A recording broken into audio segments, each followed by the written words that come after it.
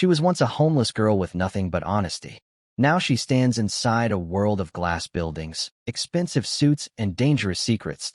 But success has a price. Someone is watching her. Someone is angry. And someone knows the truth about the night her parents died. When the past begins to rise again, Emily must decide. Will she stay silent and safe? Or risk everything to uncover the truth? Because this time it's not just about a wallet. It's about justice. Before we dive deeper, let us know in the comments where you're watching from. We'd love to hear from you, and don't forget to hit that subscribe button so you never miss any of our upcoming videos.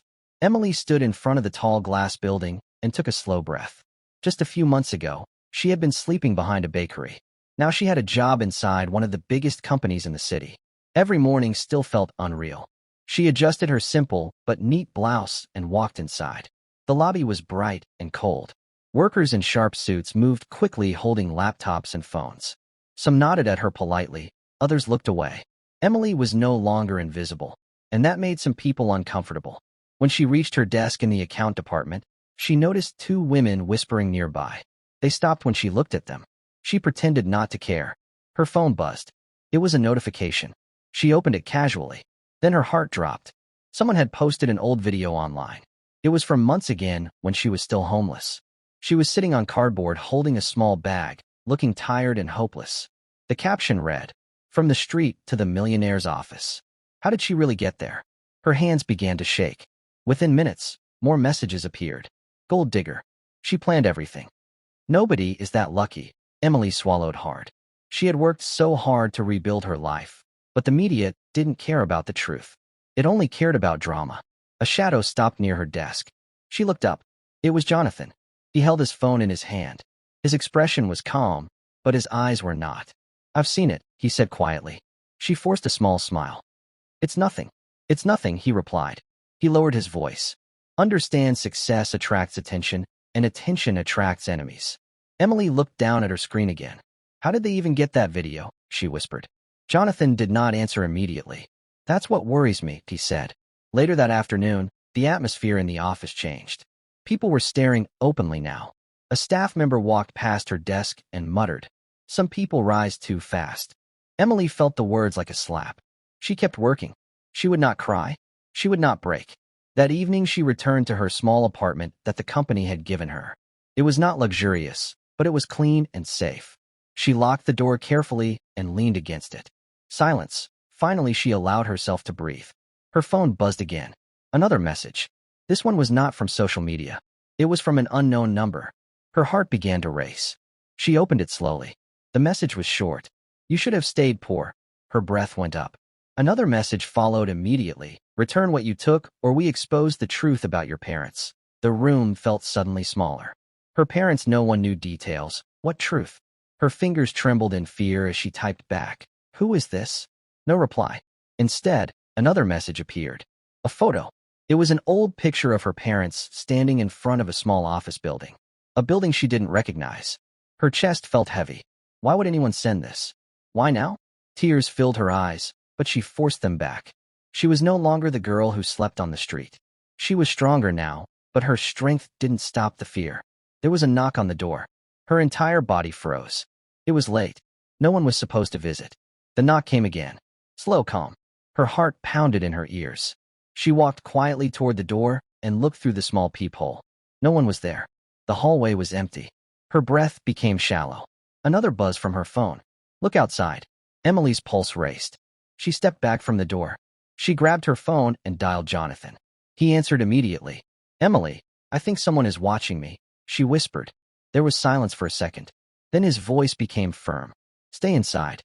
Lock the doors. I'm sending security." Emily nodded in fear, even though he couldn't see her. She locked the windows. She checked the bathroom. She turned off the lights. The apartment was dark now.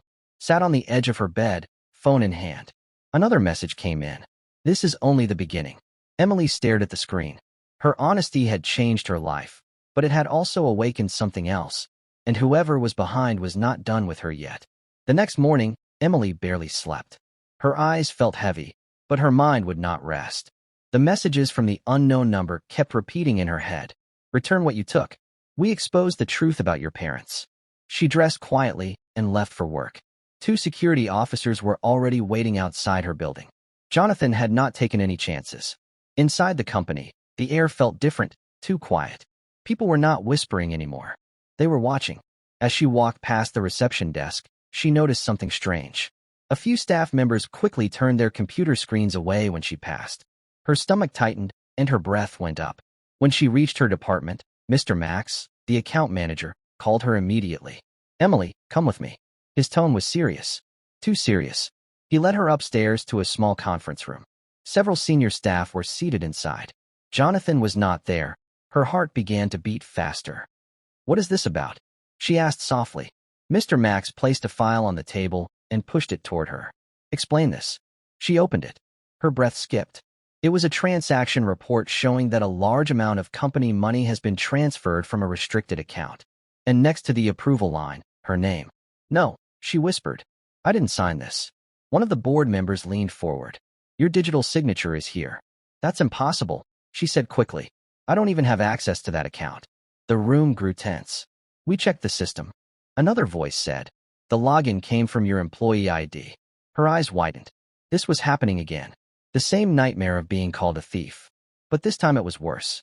"This is not me," she said firmly, even though her hands were shaking. "Someone is setting me up." A woman from admin spoke coldly. "You have a history of suspicious attention." Emily looked at her in disbelief. "What does that mean?" "It means," the woman continued, "that you suddenly rise from the street into a powerful man's life. And now money goes missing." The words cut deep. The door opened. Jonathan walked in. His presence changed the room instantly. "What's going on?" he asked calmly. Mr. Max explained quickly. Jonathan listened without interrupting. Then he turned to Emily. "Did you authorize this transfer?" She looked into his eyes. "No." He studied her face carefully. There was no fear of guilt in her eyes. Only fear of betrayal. Jonathan turned back to the board. "Who verified the login records?" he asked. "We did." One man replied. "Show me the raw system logs." Jonathan said. The man hesitated. "They're being processed." Jonathan's expression hardened. "Processed." Silence filled the room. Emily's heart pounded. Something was wrong. Very wrong. At that moment, her phone buzzed inside her bag. She hesitated. Jonathan noticed. "Check it," he said quietly. She pulled it out. Another message from the unknown number. "We told you to return what you took." Another message followed. "Next time we won't frame you. We'll destroy you." Her breath became fast. She turned the phone slightly toward Jonathan. He read it. His jaw tightened. "This is coordinated," he said calmly. One of the board members spoke quickly. "Are you suggesting this is an internal conspiracy?" Jonathan looked around the room slowly. "Yes." The word fell heavily. The staff shifted uncomfortably. Jonathan continued. "No one touches a restricted account without clearance from upper management." A cold silence filled the room. Emily realized something. Whoever was behind this had power. Real power. Not just gossip. Not just planted evidence. System-level access. Jonathan leaned forward. "Freeze the transaction immediately. Lock all executive access. I want every log pulled." The board members exchanged glances. One of them forced a smile. "That seems excessive." Jonathan's voice turned sharp. "It seems necessary." Emily felt something changing. This was no longer about rumors. This was war. As the meeting ended, Jonathan walked beside her quietly. "Don't panic," he said. "I am not panicking," she replied softly. She was afraid, but she was not weak. He stopped walking. "They want you to break," he said. She looked up at him. "I won't." He studied her for a second. "Good." Her phone buzzed again. Another message. This one was different. It was a short video clip. She pressed play. The video showed an old office building. Her father's voice could be heard faintly in the background. Then the video was cut off. Her eyes went white. That building. The same one from the photo last night. She looked at Jonathan. "They know something about my parents." Jonathan's eyes darkened. "And now," he said quietly, "we're going to find out what." The rest of the day felt heavy. Emily tried to focus on her work, but her mind was not in the office. It was in the video, in the old building, in her father's faint voice. That night, she met Jonathan in his private office after everyone had left. The city lights glowed through the tall glass windows behind him. "Play it again," he said. Emily placed her phone on his desk and pressed play. The short video showed the old office building again. The camera moved slightly, as if someone was hiding while recording. Then her father's voice was heard clearly this time. "We can't ignore this fraud any longer." The video ended. Jonathan leaned back in his chair. Your father worked as an accountant, right? He asked. Yes, she replied. But he never talked about problems at work. Maybe he didn't want to worry you. Emily stared at the screen. My parents died in a car accident, she said. That's what everyone told me. Jonathan's eyes were serious. And what if it wasn't just an accident? The words felt like a punch to her chest. Before she could respond, his computer screen lit up. A security alert. Jonathan frowned. What is it? She asked. He turned the screen slightly, so she could see. Someone had tried to access the company's internal server again using an executive-level password, but the access point was not from inside the building. It was remote. Someone is watching us, Jonathan said. And they have high access. Emily felt cold. So this isn't just about me, she whispered. No, Jonathan replied. It's bigger. The next morning, Emily noticed something new. A senior board member named Mr. Andrew smiled at her in the hallway. He had never spoken to her before. Good morning, Emily, he said warmly. She forced a polite smile. Good morning, sir. You readjusting well, I see. His tone was too friendly. Yes, sir, she replied. He leaned slightly closer. You must be careful in this company. Not everyone is happy when a person rises too quickly. His eyes held something she did not like. Was it warning or threat? Later that afternoon, Emily went to visit Jonathan's mother. She sat peacefully near the window in her wheelchair. You look troubled, she said softly. Emily nodded. I think my parents were involved in something dangerous before they died. The older woman looked her carefully. Truth has a way of returning, she said. But when it does, it shakes everything. Should I stop? Emily asked. If you stop, the woman replied. They win. That evening, Emily left the company later than usual. As she walked toward the parking area, she felt it again. That feeling like someone was watching. She turned around quickly. Nothing, just cars and empty space. Her phone buzzed. Another message. Meet me if you want to know the truth. Below it was an address. An old neighborhood on the other side of the city. Her heart tightened. She quickly called Jonathan. I got another message, she said. Send it to me, he replied. She forwarded it. Silence. Then his voice changed. That address belongs to an abandoned property. Should we ignore it? She asked. Jonathan paused. No. The next day, they drove together to the location. The building looked deserted and old. Emily's hands trembled as they stepped inside. A man sat on a broken chair in the corner. Older, thin, nervous. He looked at Emily and froze. You look like your father, he whispered. Her breath caught. You knew my father? She asked. The man nodded slowly. He found something he shouldn't have. The man said he was about to report it. Report what? Jonathan asked firmly. The man opened his mouth. Then suddenly a loud crash echoed outside. The man's face turned pale. They're here, he whispered. Who? Emily asked urgently. But before he could answer, someone shut at him. He ran toward the back door and disappeared. Jonathan rushed outside. But no one was there on the street. When they turned back, the man was gone. Only one thing remained on the broken chair. A small flash drive. Emily stared at it. Her hands shook as she picked it up. She and Jonathan rushed back to the car. Do you think he will come back? She asked. Jonathan shook his head. No, he was scared. Very scared. They drove straight to Jonathan's private office. He locked the door behind them. Whatever is inside this, he said, looking at the flash drive. Someone didn't want us to see it. Emily felt her heart pounding. Open it. Jonathan inserted the flash drive into his laptop. For a few seconds, nothing happened. Then a folder appeared. Inside were scanned documents, voice recordings, and spreadsheets containing company payment records from years ago. Emily stared at the company name at the top of the page. It was familiar. Very familiar. It's one of your partner companies, she whispered. Jonathan's face grew serious. He opened another file. This one showed large amounts of money being transferred into private accounts. The names of the account holders were hidden, but one name stood out clearly. Her father's name, but not as a receiver. Documents, as the person who had flagged the transactions. He discovered financial fraud, Jonathan said quietly. Emily felt dizzy. So he wasn't involved. He was trying to expose it. Jonathan clicked on one of the voice recordings. A shaky male voice filled the room. If anything happens to me, it means I was right. The board is hiding millions. I will not stay silent. Emily froze. That's my father's voice. Tears rolled down her eyes, but she didn't look away from the screen. He knew he was in danger, she said. Jonathan stopped the recording. Before they could speak again, Jonathan's office phone rang. He answered. Yes.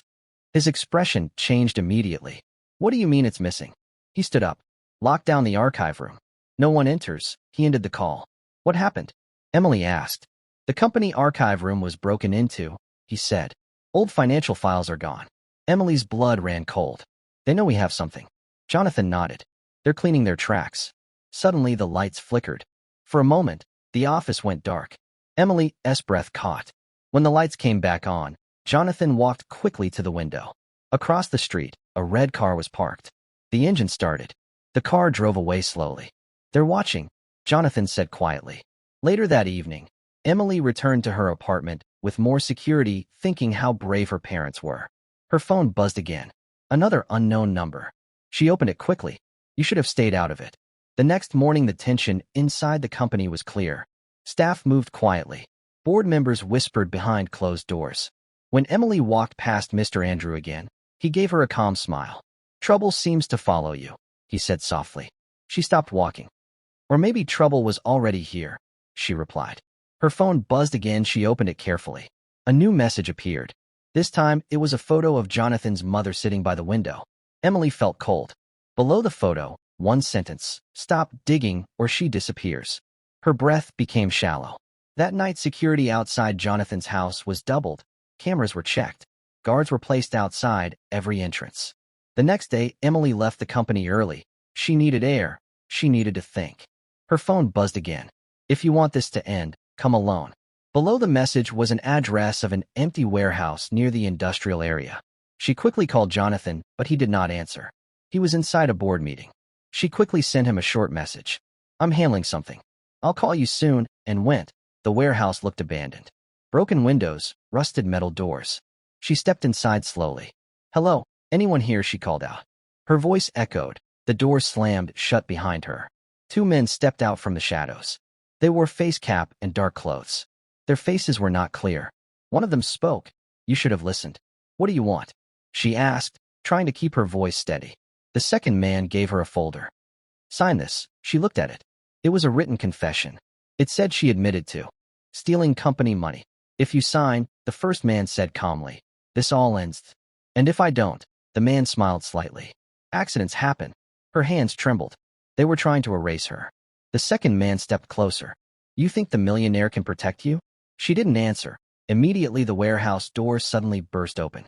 Jonathan walked in, security officers behind him. The two men tried to escape, but security grabbed them. Emily's legs gave way slightly, and Jonathan rushed to her. Are you hurt? He asked. She shook her head. I'm fine. But she was shaking when her eyes caught a company badge, executive level. That means this is coming from inside. The police arrived shortly after. The man was taken away. But before they were put into the police car, Jonathan asked who sent you? The man looked at him and said Mr. Andrew. Emily felt dazed. The same man who smiled politely and silent. Today we begin again. No hidden accounts, no secret systems, no corruption. Applause filled the hall. Then Jonathan did something unexpected. He turned toward Emily and held her. She hesitated for a second, then walked onto the stage. This young woman, he continued, returned my lost wallet when she had nothing. Her honesty saved more than money. It saved this company. The crowd clapped louder. Emily felt nervous, but strong. Jonathan continued. In honor of her parents, we are creating a scholarship foundation for young accountants who believe in integrity. A foundation in her parents' name.